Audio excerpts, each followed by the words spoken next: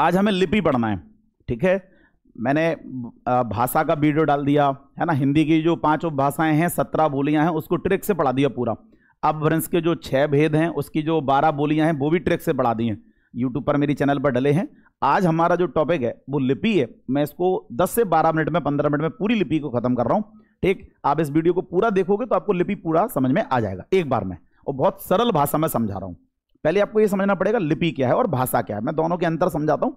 मैं पूरा पहले आपको मौखिक समझा दे रहा हूँ, फिर इसको मैं पढ़ा दूंगा। समझो आप, भाषा और लिपि ये 2 चीजें हैं। भाषा जो है वो बोलने का साधन है। भाषा क्या है बेटा? और लिपि क्या है? लिखने का साधन। जब हम आपको बोलकर बता रहे हैं ये भाषा है, और जब हम आपको लिखकर बता रहे हैं ये क्या है? जब हम किसी भी चीज को बोल रहे हैं, बता रहे हैं, समझा रहे हैं, ये सब भाषा है। ये भाषा के विकार हैं, भाषा के प्रचार हैं, ठीक है। और जो लिपि है ये क्या है? लिखने का साधन है, लिखने का माध्यम है। भाषा जो होती है वो क्या है? श्रव्य है। भाषा क्या है? सुनते हैं अपन। और जो लिपि है वो क्या है? दृश्य है। लिपि क्या है? अब अलग अलग भाषाओं की अलग अलग लिपियां हैं।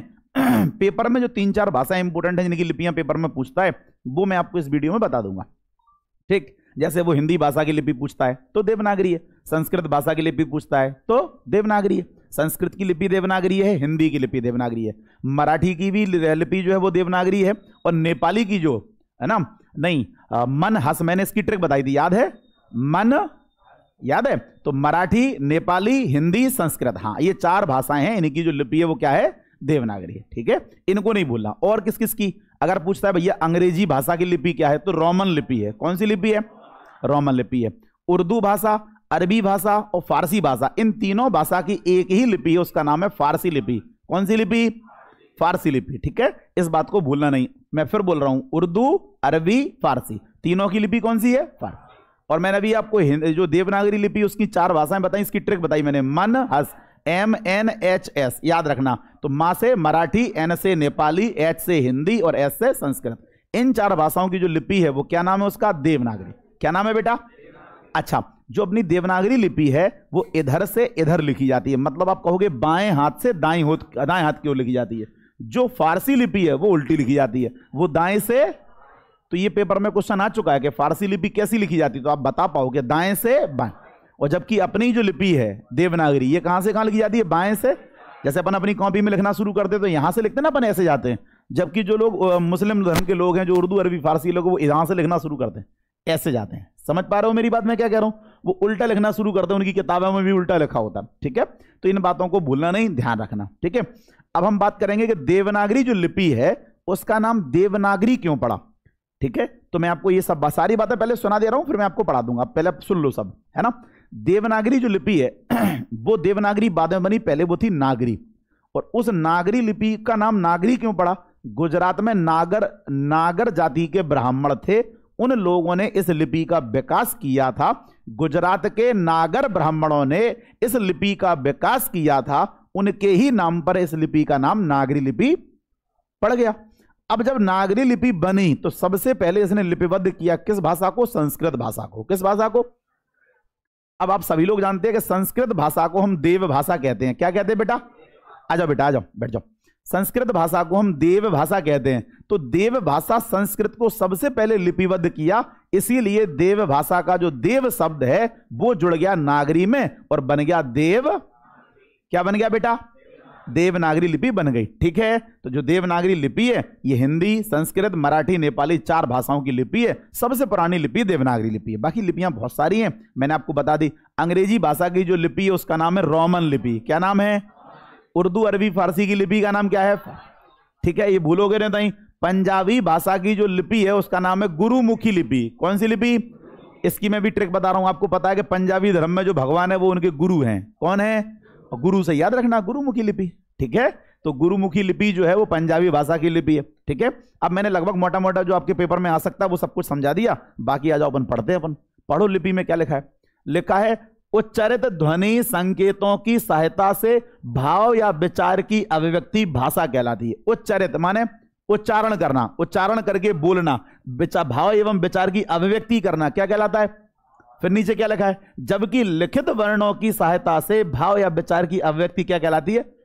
मतलब सीधा सा ऊपर लिखा है, देखो ये क्या लिखा है कि बोलकर बताना भाषा कहलाता है और लिखकर बताना लिपि कहलाता है। जब मैं कोई बात बोलकर बता रहा हूं तो वो भाषा है, और जब मैं लिखकर बता रहा हूं तो भाषा श्रव्य होती है, लिपि।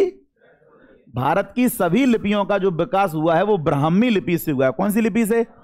मेन जो लिपि है वो ब्राह्मी लिपि है। ब्राह्मी लिपि से सब बनी। जैसे मेन भाषा जो थी वो संस्कृत थी, फिर मैंने आपको बताया था कि संस्कृत से पाली बनी, पाली से प्राकृत बनी, प्राकृत से अपभ्रंश बनी, अपभ्रंश से अवहट्ट बनी, अवहट्ट से प्राचीन हिंदी, आधुनिक हिंदी तक पहुंच गए अपन।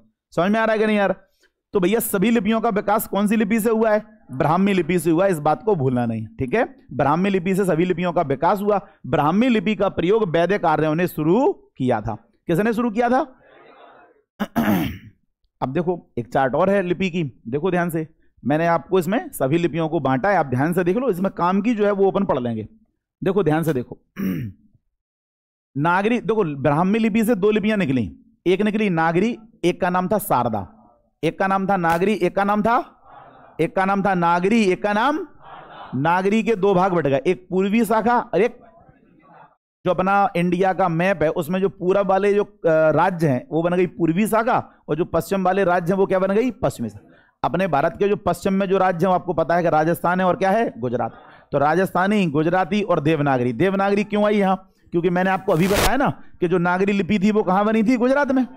मैंने अभी तो बताया आपको कि नागरी लिपि कहां बनी थी। तो भैया पश्चिमी शाखा में क्या क्या मिलेगा? राजस्थानी, गुजराती और देवनागरी। ये तीन लिपियों का विकास पश्चिमी शाखा में हुआ। ये अपने लिए इंपोर्टेंट ज्यादा है। इसके बाद अगर पूर्वी शाखा की बात करोगे तो हाँ बांग्ला भाषा मिलेगी, असमिया मिलेगी, उड़िया मिलेगी, उनकी खुद की लिपियां भी होंगी, ठीक है? अब ये निपट गई अपनी नागरी शाखा पूरी पर, पूर्वी और पश्चिमी। बात करते हैं शारदा में। तो शारदा में लिपि मिलेगी कश्मीरी, लिपि मिलेगी गुरुमुखी, लिपि मिलेगी लहंदा, लिपि मिलेगी टाकरी। अब इन चारों में अपन को सबसे ज्यादा इंपोर्टेंट है अपनी गुरुमुखी, जिस पे मैंने स्टार लगा के रखा था कि आपको गुरुमुखी याद करनी है। ये तीनों आपको याद करनी है बहुत अच्छे से, और ये ठीक है पढ़ लेना, असमिया, बंगला, उड़िया, ठीक है? इनमें सब में सबसे ज्यादा इंपोर्टेंट अपनी जो है वो क्या है बेटा? देवनागरी। ये इंपोर्टेंट क्यों है? क्योंकि हमारी भाषा की जो लिपि है वो क्या है? अब जब हमारी भाषा की लिपि देवनागरी, तो हम तो देवनागरी पढ़ेंगे ना। हमें क्या मतलब कश्मीरी से, हमें क्या मतलब असमिया से और उड़िया से? समझ पा रहे हो कि नहीं समझ पा रहे हो? तो भैया अब हमारा मेन उद्देश्य है कि हमें देवनागरी पढ़ना है। आ जाओ देवनागरी पढ़ते हैं कि देवनागरी का नाम देवनागरी कैसे पड़ा, ठीक है? ये लिखा हुआ है देवनागरी के बारे में, पूरा पढ़ते हैं। पढ़ो क्या लिखा? गुजरात के नागर ब्राह्मणों ने इस लिपि को प्रचलित किया था, इसलिए उनके नाम पर इसे नागरी लिपि कहा जाता है।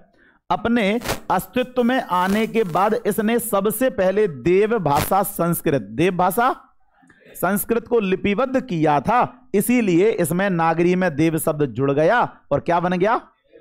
देवनागरी शब्द बन गया। देवनागरी शब्द बन गया। देवनागरी लिपि को क्या और कहते हैं? ये भी इंपोर्टेंट है। देवनागरी लिपि को लोक नागरी या हिंदी लिपि भी कहा जाता। अच्छा बताओ हिंदी लिपि क्यों कहते हैं? क्योंकि हिंदी भाषा की लिपि है ना, तो इसीलिए क्या कहेंगे इसको? हिंदी लिपि कहेंगे, है ना? यह लिपि जो है वो बाईं ओर से दाईं ओर लिखी जाती, बाईं ओर से दाईं ओर ही लिखी जाती है और बाईं ओर से दाईं ओर पढ़ी भी जाती है, ये भी याद रखना, ठीक है? आगे क्या लिखा है? पढ़ो। आगे लिखा है कि उर्दू भाषा एवं फारसी भाषा की जो लिपि है वो कौन सी लिपि है? जो कि दाएं से बाएं। ये बहुत इंपॉर्टेंट बात है कि दाएं से, और अपनी वाली जो लिपि है वो बाएं से। ये दो बातें भूलना नहीं बेटा, बाएं से दाएं लिखी जाती हैं। अंग्रेजी भाषा की जो लिपि है उसका क्या नाम है? रोमन लिपि है। पंजाबी भाषा की जो लिपि उसका क्या नाम है? गुरुमुखी लिपि है। देवनागरी लिपि 4 भाषाओं की लिपि है। ये चारों भाषाएं इसमें लिखी हैं, संस्कृत, हिंदी, मराठी। इसकी ट्रिक मैंने आपको बताई है, मन हस, MNHS, आप जैसे चाहो वैसे कर लो। मन, देवनागरी लिपि की मैंने ट्रिक बनाई थी, मन हस, मन से करा है मन हस, तो मन हस MNHS। इसको नहीं भूलना।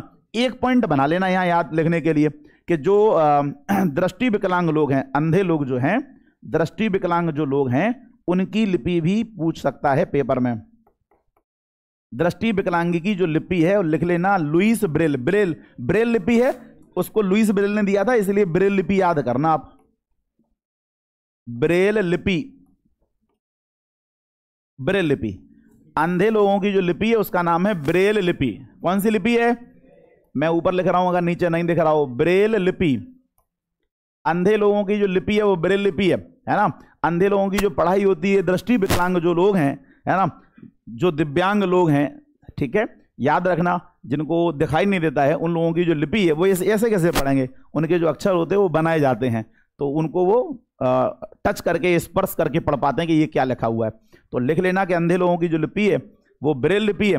अच्छा, कोई बता सकता है कि लुईस ब्रेल दिवस कब मनाते? बहुत बढ़िया, लुईस ब्रेल दिवस मनाते 4 जनवरी को। वेरी इंपोर्टेंट, याद कर लेना, लुईस ब्रेल दिवस मनाते 4 जनवरी को। हर साल 4 जनवरी को लुईस ब्रेल दिवस मनाया जाता है, और उन्हीं के नाम पर एक लिपि बनी थी जिसका नाम था ब्रेल लिपि, जो अंधे लोगों के लिए जरूरी है। आज की इस वीडियो में मैंने आपको पूरा लिपि समझा दिया। अगर आपको लिपि समझ में आया हो तो इस वीडियो को ज़्यादा से ज़्यादा लोगों को शेयर करो, वीडियो को लाइक करो, चैनल को सब्सक्राइब जरूर करो। बंद करो।